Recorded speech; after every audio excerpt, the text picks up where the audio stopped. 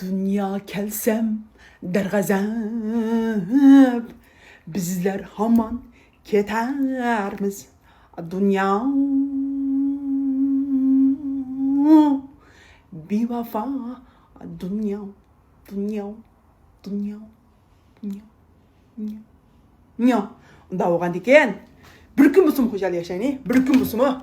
Hüccemlik şu yeni görünüzler. Oldu da kızılını çıkarıp bergen. Ma yeşil.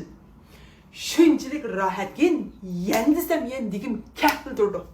Yan mıynak. Çoğlanın aldı da sadu kamaydı. İngişip durup cozdan essak.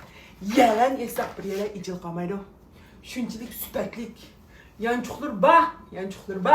Mınak bir mınani aş koş.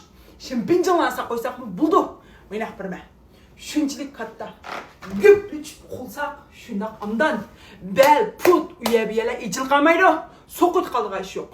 Anan diken bize pingvisi var. Mınak bir godanrak. Azam bersiniz ha. Ama ne için azam bu birminiz? Deydiğen hedilerim çokum inanla. Acayip çıraylık şu iyi kızlar. Bu yıllık 39 koyuluk, 29 koyuluk yıllık kadar bir katarlık giydiğen şu iyi emez. Nahayet pingvisi var hediler. 10 yıl kiyvasınız mı? Hiç de bunu bulmayırgan. Manın çok anlamlık. Miyerlerdeki mınak. Malan körpekinizler. Nimerak ma bu nimerak. Hemiz menemen dep çıkıdı. Şundak amdan cümle valla. Şunçilik amdan mana oturup paranlasınız mı? Öyleden sizge şunçilik bir kalır. Rahatlik katta tuygularını berdi.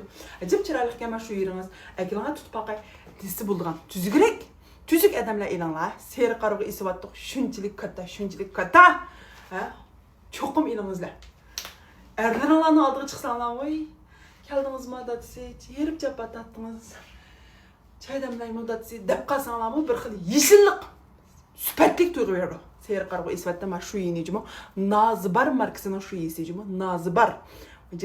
Goroz okşaydı dep kalmamda. Goroz emez. İşte godan marka. Evlenler ha.